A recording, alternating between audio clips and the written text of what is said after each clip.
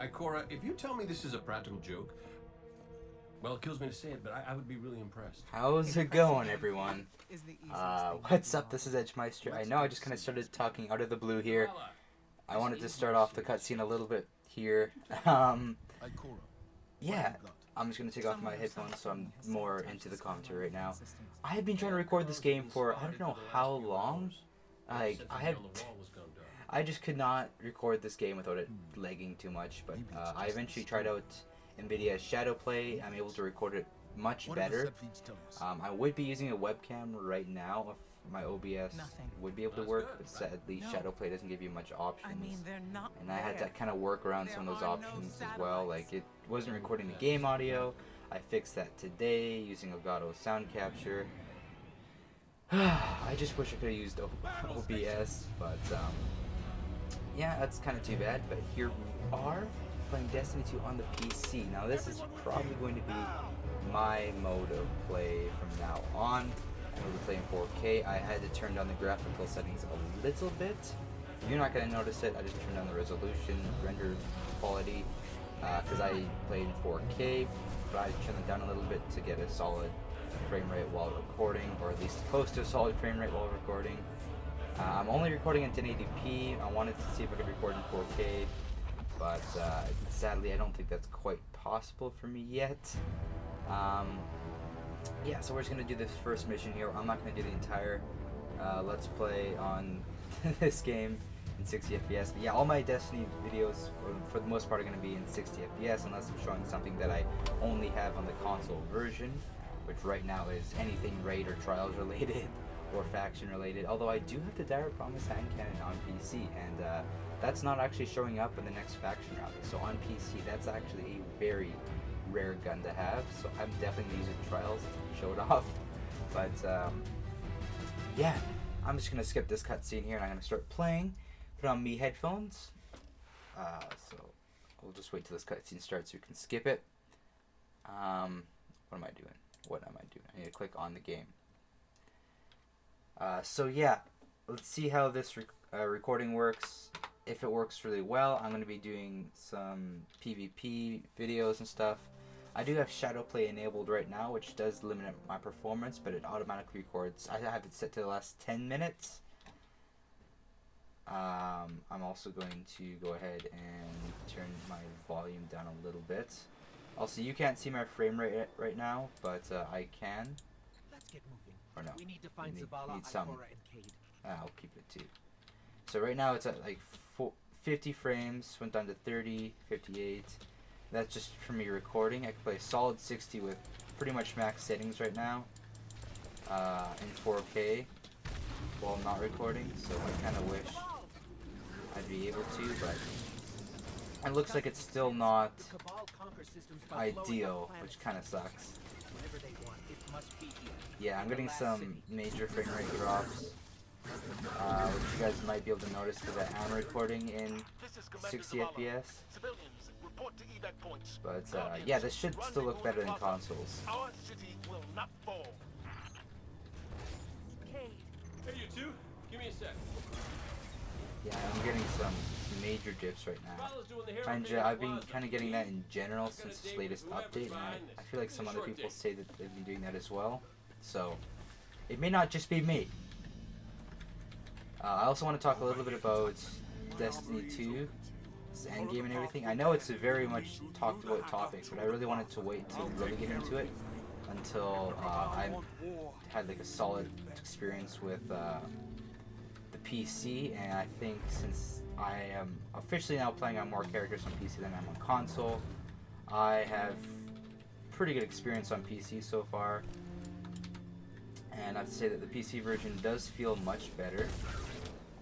It feels much different to someone who's been playing this game on controllers since launch, and yeah, it just feels so much more smooth than 60 FPS, although the frame rate I'm playing in right now is terrible. Like, it's above console, but it's like, it's really lagging and stuff, and it's kind of messing up my aim a little bit as well. Like, mind you, this is a pretty resource intensive mission, which is pretty good considering it's the first one, so that people who get this game on PC right off the bat will know exactly, you know, whether their PCs can handle it or not, and this is a good mission to kind of get your graphical settings right on. Which is why I wanted to record this for YouTube and see how it goes, which isn't going too well. Let's see, maybe if I turn my render resolution down a little bit more. Because yeah, I'm getting 50 FPS in the menus, which is horrible for recording right now. So let's go video here. And you see I'm still playing in 4K there. If I go turn the render resolution down to like 60, it's going to look terrible for me, not for you guys. I'm still getting like the dips, so it might just be a recording thing. Yeah, I'm getting kind of the same performance now anyways.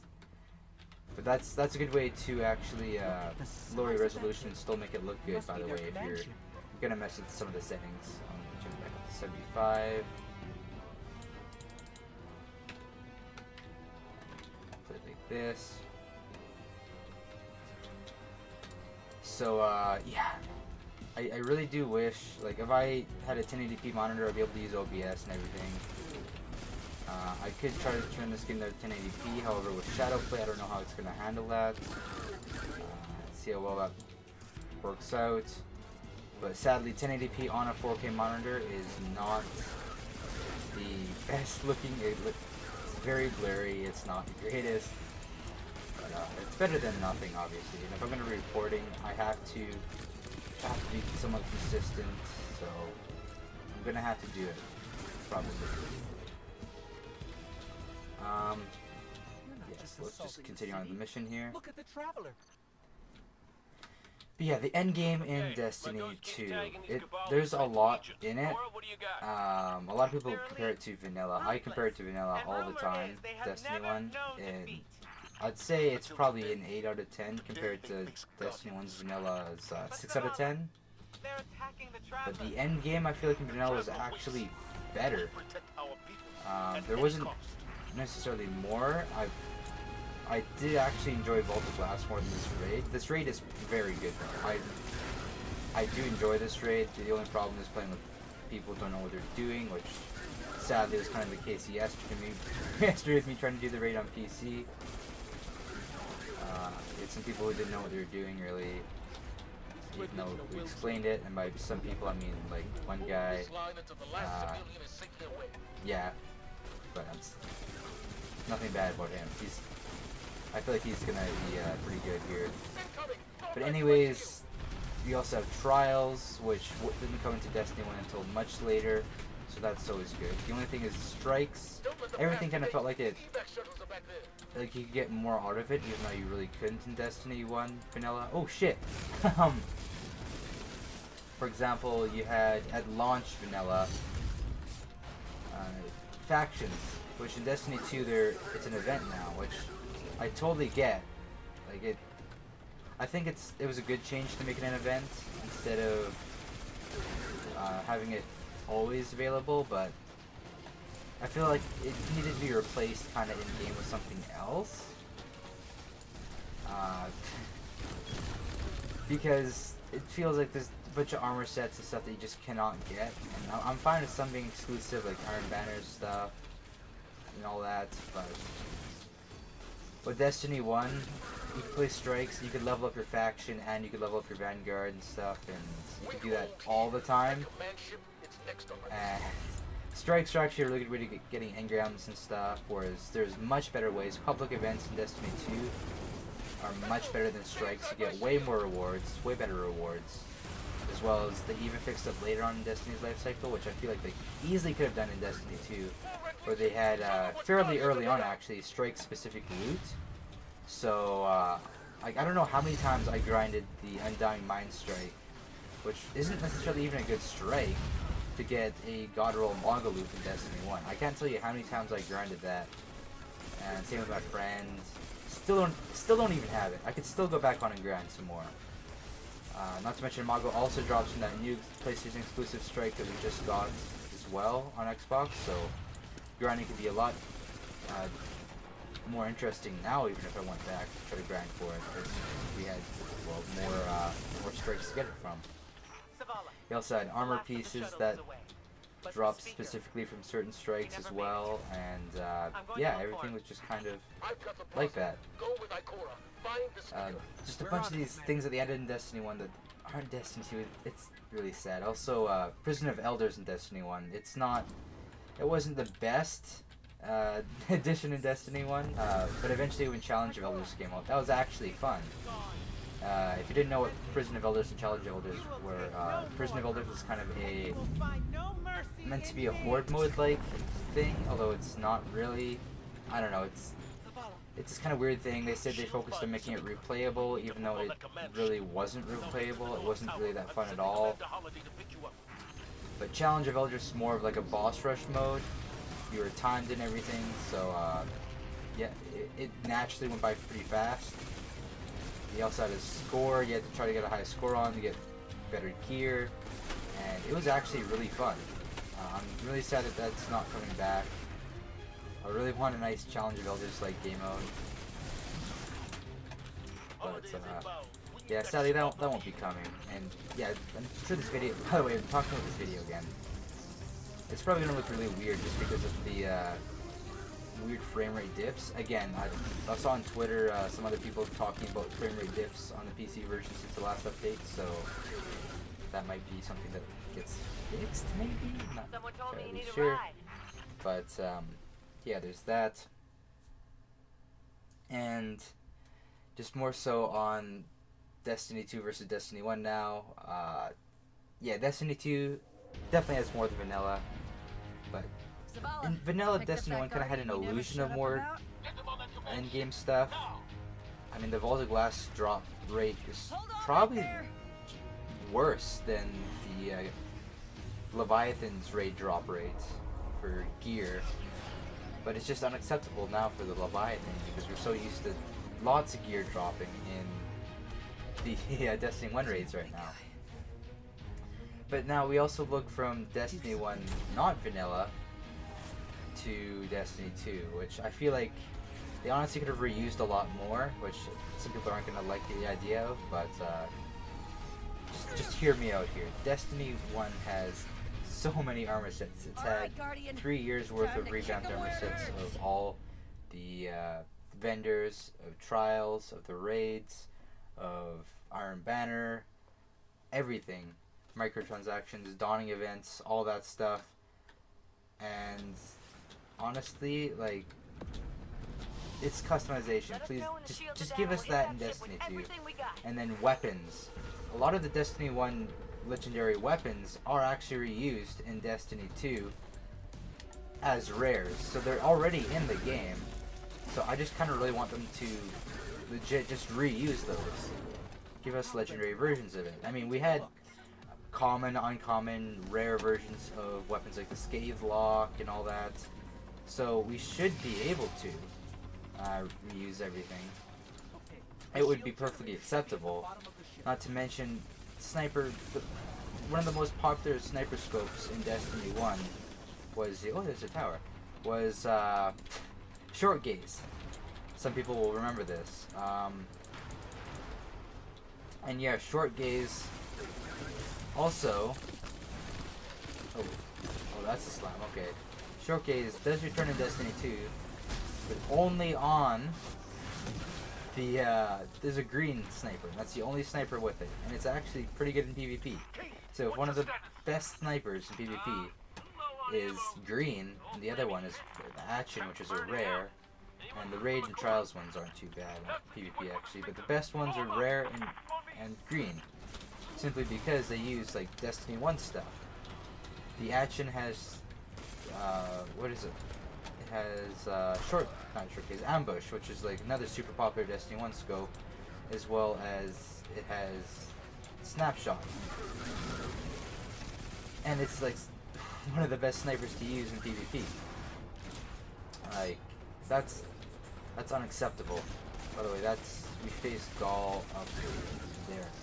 Or over here or something. I don't know. I noticed that before. You can actually see this area of the final fight against Skull. But anyways, like, yeah, this game could have so much content if you just reuse stuff from Destiny 1.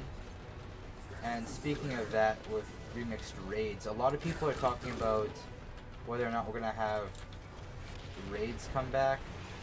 Like, a lot of people are talking about Vault of Glass coming back in the next expansion, whereas I don't think that's gonna happen. A lot of people are saying how they'd love that or they'd hate it. I think I personally would love Vault of Glass to come back, simply because we know that the Mercury raid is coming. Like, they said that there's new raid activity on Mercury. If we get both raids come back, even if it's not with this expansion but later on, I think that would really improve the in-game in this game, because we're used to Destiny 1. We're coming from having 4 raids, a bunch of patrol zones, a bunch of activities. You have Prison of Elders, Challenge of Elders, Archon's Forge, you have the Port of Oryx, you have all that kind of stuff. In Destiny 1, we have a bunch of content. Definitely way better than vanilla, and Destiny 2 is launching here with very lackluster content. If we could just recycle some of that, honestly, like, people would not be mad if Prison of Elders came back. If they changed a few things, made it better, that'd be amazing. But honestly, another thing I have to say with Destiny 2 is this December expansion compared to Destiny 1's December expansion. Let's look at it. So we know we have a new patrol zone coming. We know we probably have a new raid or raid activity, raid-like activity coming. We have a bunch of new armor sets that look amazing. We know we're getting a bunch of weapons. We know we're getting Season 2. We're getting a lot of content. Fuck it. We're getting a lot of content in this DLC. We're also getting the Dawning and stuff coming. Let's look at Destiny 1's December expansion after vanilla. We had Dark Below. We had a new raid, a rushed, kind of lackluster version of the raid yet. Oh, it's not even near me. Just like that. Oh yeah, this is so easy now that they removed the second pylon thing. Like, you can even just jump on this guy and you're safe. Look. Ooh, safe. It's working. But yeah, you had no new patrol zones, no new areas really. All the areas that were in the Dark Below you could glitch into in vanilla. You had some new weapons. They made some horrible changes to the loot system. And new weapons, new armor. That's really about it. Dark Below gave us really nothing. Whereas, looks like Curse of Osiris is giving us all this new content. And I truly believe that within a year we're going to have more content than Destiny 1 did within its 3 years. So I have a lot of really, really good, expectations for Destiny 2. Right now it's just not really worth it. I am personally enjoying this a lot. I'm going to be grinding trials in the raid, excuse me, until the next DLC comes out. Hopefully I'll get my recording really good and done well. But yeah, I'm going to be grinding the shit out of this game on PC. I'm going to be playing this. If you're thinking about getting it, if you have just, even though I'm praising the PC version, get it wherever your friends are playing. It's right now the end game in Destiny 2 is basically the friend game. You play with your friends. That's how you play this game. Like, I've noticed when playing this game solo versus playing this game with friends, same with Destiny 1, except more so with Destiny 2, it's like a completely different game. You have an entirely different experience if you're playing this game with people. Obviously the endgame activities aren't necessarily match made. You have guided games now which help with that, but the raid, it's not match made. Trials, other than matchmaking the enemy team, your team's not match made. You need a full team to play trials. And yeah, in general, you just want to play this game with friends. Compared to Destiny 1, this game is very lackluster, but I believe it will definitely kick it up a notch in the next expansion. And within the few expansions, after all of year 1's over, we're going to have a lot more content. And yeah, sadly it doesn't feel as grindy right now. It's not the greatest game. You can get up to max level fairly easily. I've also noticed some unfair criticism as well. Like one of my friends, Goldmine, he was talking about it's unacceptable to get up to level 20 this fast. It was really that's basically the pre-game level. It's not fair that's not necessarily max level. I always kind of cringe people call it the max level. I remember, I forget who it was. It might have been Luke the Notable did a video on Destiny versus Halo, and he's like, yeah, I played lots of PvP. I got up to max level in year 1, only doing PvP. Sorry, bud, you can't do that. Yeah, you can get up to level 20, but yeah, no, you can't really do that. Also, he talked about playing in year 1 on Xbox, yet he was talking about using the Hawk Moon, which wasn't available on Xbox until year 2, so it really bugs me when people criticize this game and they don't really know anything about it. Max level has never been that level.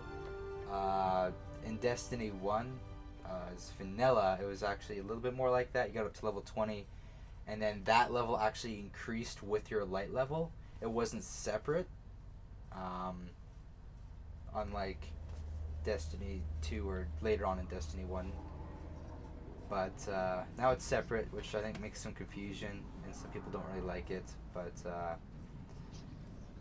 yeah, that's basically my 2 cents on this game. I might stop recording here.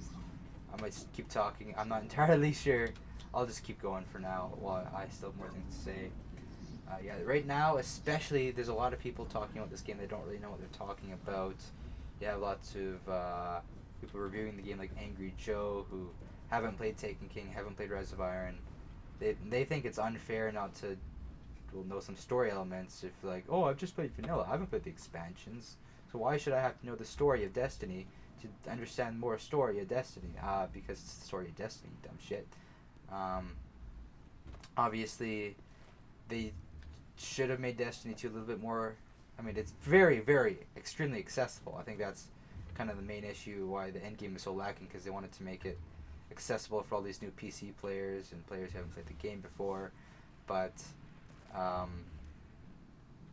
yeah, they honestly should have brought more stuff in from Destiny 1. The campaign is miles better. It's not the greatest campaign. It is a very, very fun campaign. But there's just this like tingle of fun I get from really, really good campaigns. I got it from Portal 2, from Portal 1, I got it from Titanfall 2, I got it from Halo 3, from Halo 1.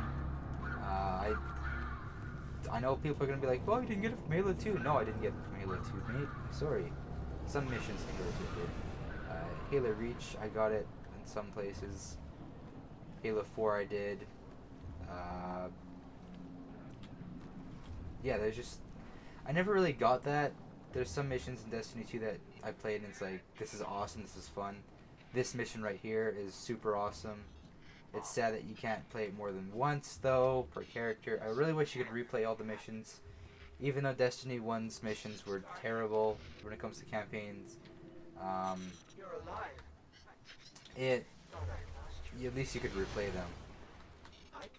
Yes, you can replay some. You can replay like 3 a week once. So that's absolutely terrible and unacceptable. But yeah, I think that's all I really have to say for now about the game. I'm sick of this kind of frame rate boggling right now while recording. I'm gonna have to fix that, mess it around a little bit. But yeah, this mission here is really good in 4K, so I want to kind of level things back up. But yeah, so I'm gonna end off the episode here.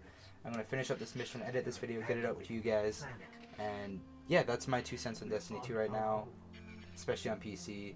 So much better on PC, but again, play it with your friends. See you guys next time. Bye bye.